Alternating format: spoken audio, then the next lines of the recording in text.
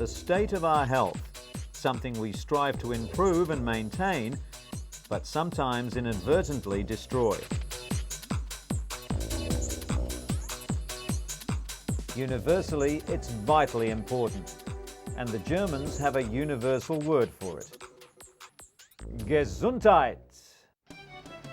In today's episode, researchers are reporting an alarming increase in drug resistance among HIV-positive people undergoing antiretroviral drug therapy. Drug-resistant strains of the virus are appearing in 20% of all new cases. Mentally handicapped children often face discrimination in China, but a small private school in Beijing is trying to make a difference by giving a handful of pupils a brighter future. A major research study has revealed that nearly a third of heart attacks and strokes could be prevented with wider use of cholesterol-lowering medication. The drugs known as statins could also help people suffering from diabetes.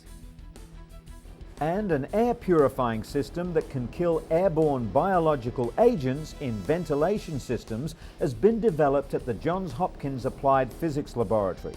Not only will it destroy deadly anthrax bacteria, but smallpox as well.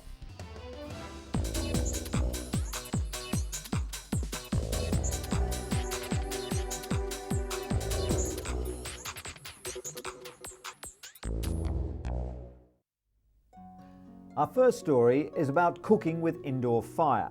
It's a way of life in many developing nations, but it's causing untold harm on respiratory systems.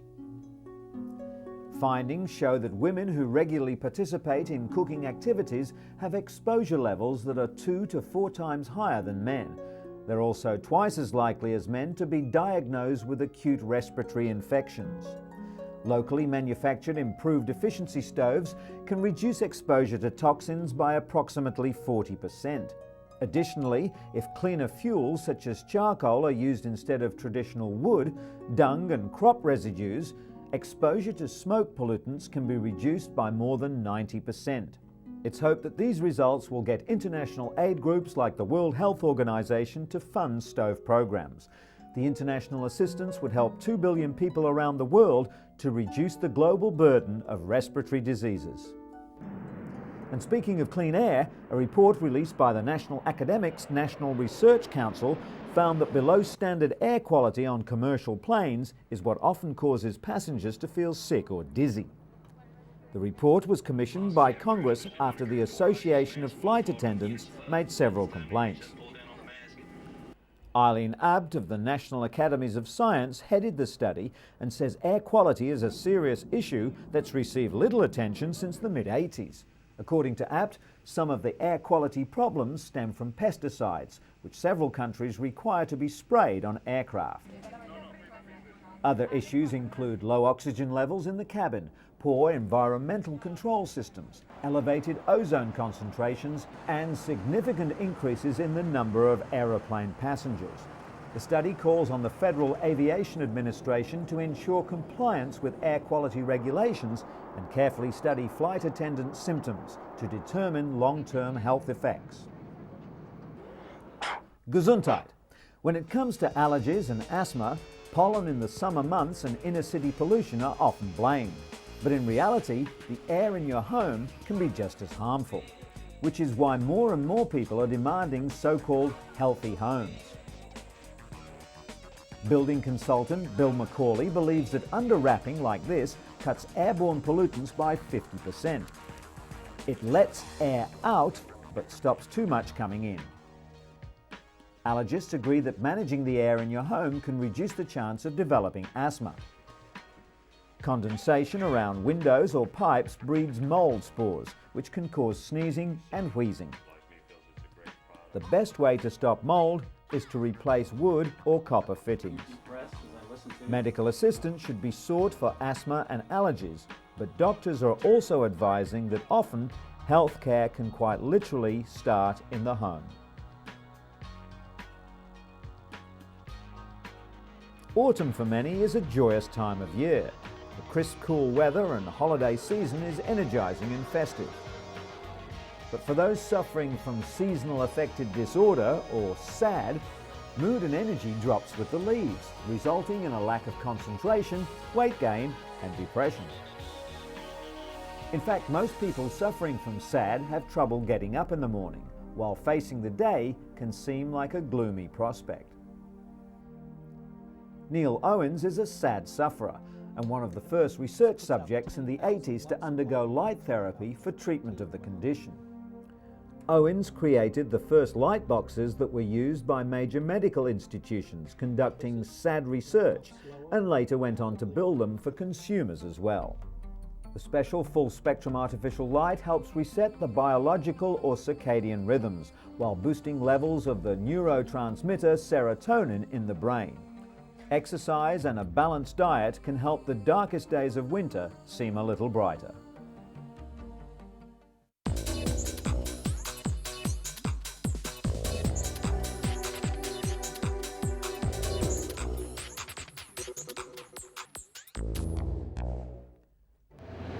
At first glance, the statistics don't seem so ominous.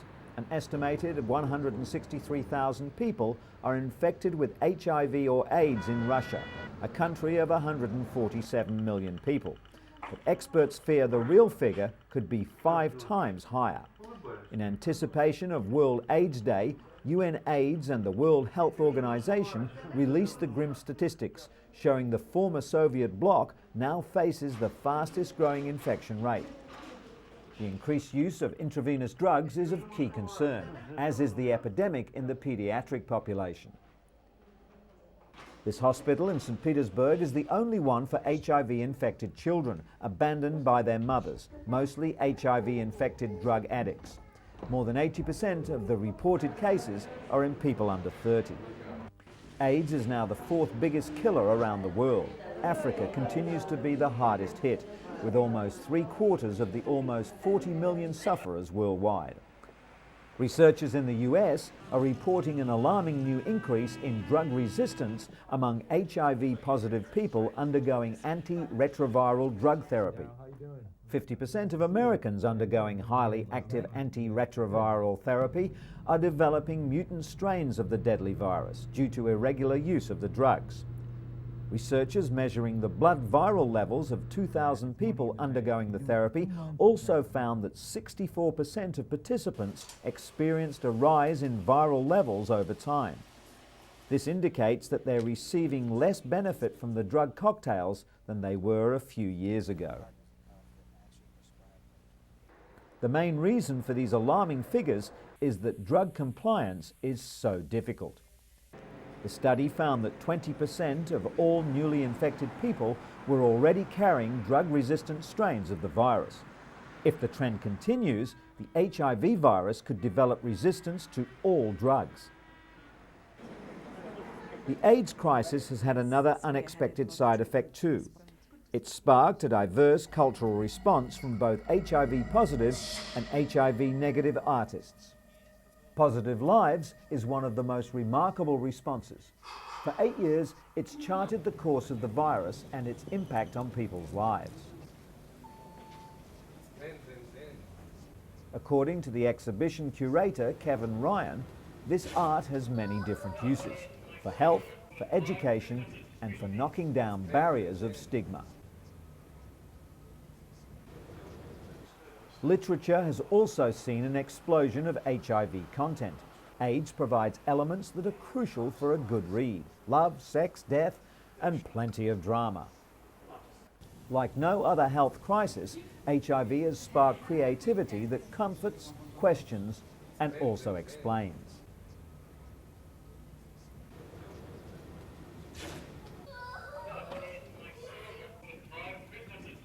Art, homespun as well as highly sophisticated, continues to chart HIV/AIDS progress and reflect it onto a wider audience.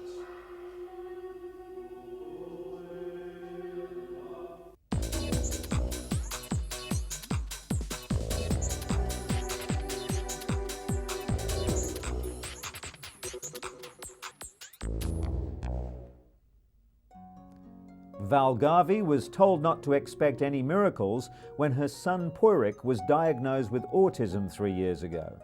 Doctors told her he'd never be able to form relationships, use his imagination, hold conversations, or even dress himself.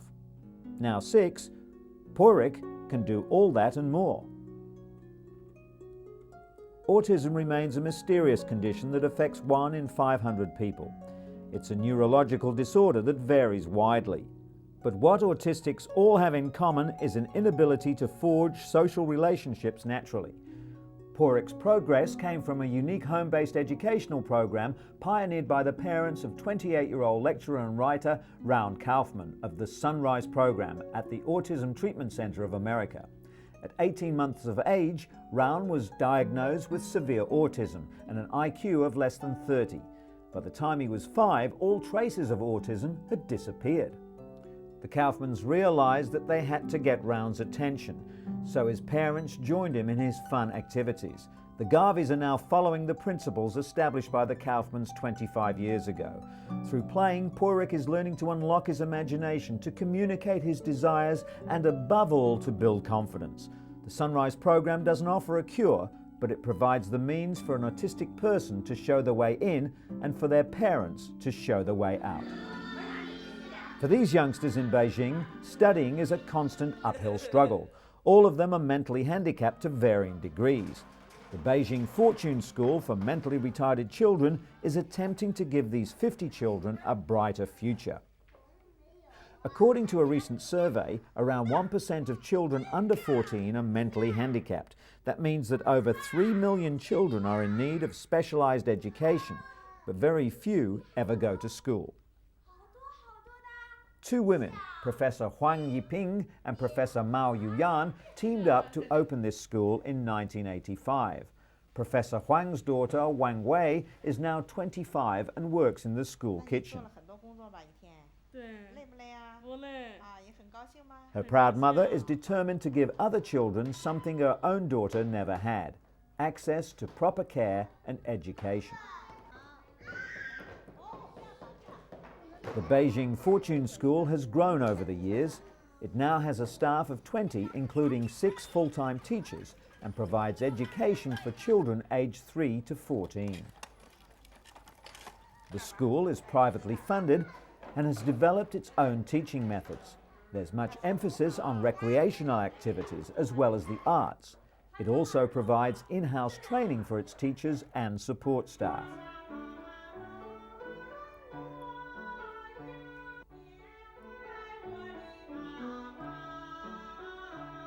Zhou Jingren has attended the school for the past 3 years. He was born perfectly healthy, but soon contracted meningitis, a serious inflammation of the brain's lining, which resulted in brain damage. His parents, both well-off business people, hired a maid to watch him 24 hours a day, as all the local schools refused to enroll him. The real breakthrough came when they discovered the Beijing Fortune School. According to his teachers, Jingren could not stand still and would destroy things when he first arrived, but they've seen a substantial improvement. And his mother has too. In stark contrast, life is bleak for 13-year-old Gongyi, who lives in a poor village in the mountains north of Beijing. He hopes to drive a tractor one day, but he may not even be able to fulfill this simple dream. While the nearby town does have a school for mentally handicapped children, it costs more than the family's entire annual income. Gongyi now spends his days wandering around the countryside, and there's very little that can be done to brighten his future. When Anna Luzinski came to the United States from Austria for surgery over a year ago, it was cerebral palsy that made it difficult for the 7-year-old to walk. Surgeons operated for roughly 8 hours to lengthen several muscles and rotate her femur to bring about an amazing transformation.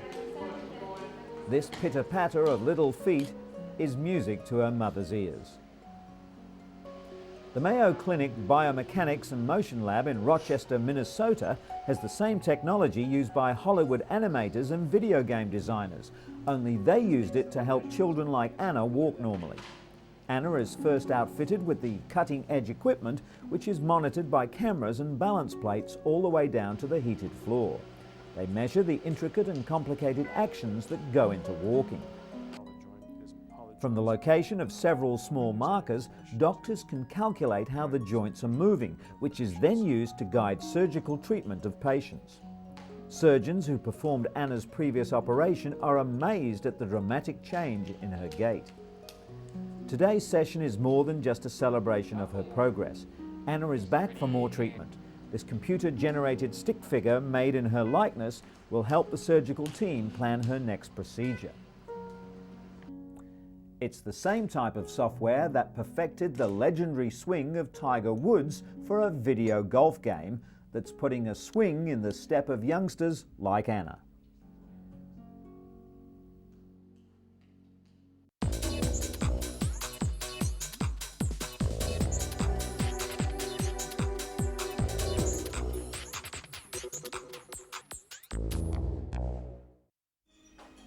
A major research study has revealed that nearly a third of heart attacks and strokes could be prevented with wider use of cholesterol-lowering drugs known as statins. The study, billed as the world's biggest trial, involved 10,000 people testing the new drugs. Statins are normally given to people who have very high cholesterol levels, but the study showed they also work in those with normal or low cholesterol. The British Heart Foundation described the findings as a major advance in the treatment of heart disease, especially as 1.5 million Britons currently suffer from the condition. 6 years ago, Kelly Perkins came to UCLA for a heart transplant after a virus damaged her own heart. Today, she and her husband Craig are making a social call. They've come to see cardiologist Dr. John Kobashigawa, the man who helped Kelly get her life back. 40-year-old Kelly wants to share one of her proudest achievements. She recently returned from Tanzania, where she became the world's first transplant recipient to climb Africa's highest mountain, Mount Kilimanjaro. Kelly's 8-day trek was recorded by a documentary film crew. She's climbed other mountains in the US and Japan, but at 19,340 feet, Mount Kilimanjaro was the highest and the most challenging. Being a transplant recipient means that Kelly fatigues quickly, and because nerves were severed during surgery, her heart doesn't keep pace with her level of exertion. The climbers set out for the summit at midnight in sub-zero temperatures. Having conquered Kilimanjaro, Kelly's now looking for another mountain to climb.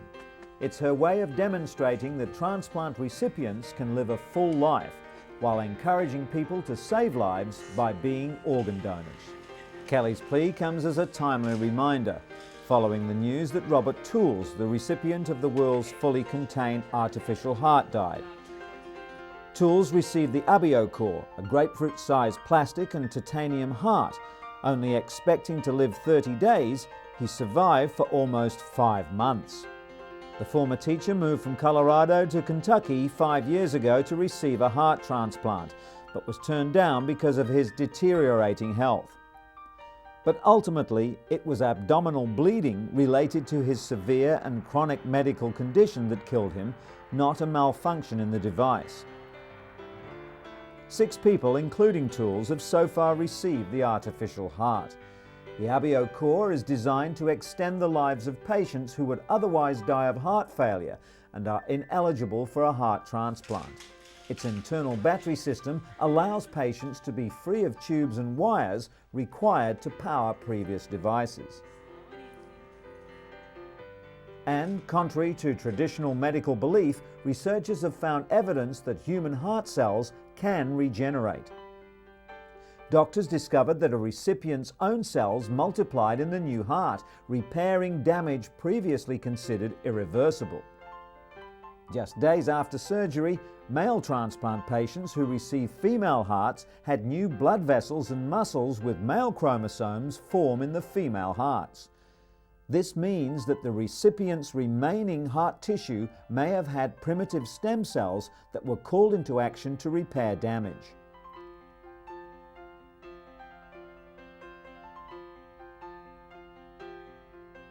Scientists are now trying to harness the self-healing power of cardiac stem cells. Someday they could treat millions of heart conditions just by stimulating the body's own regenerative power.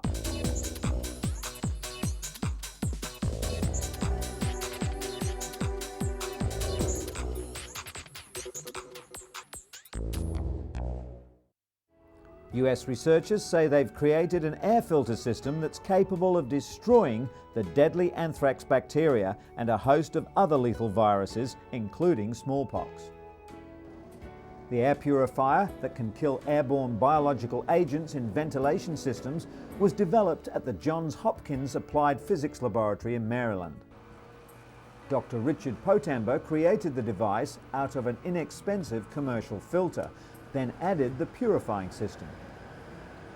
The hybrid unit combines free radicals to help kill the viruses, with new technology known to neutralize airborne pathogens with ultraviolet light.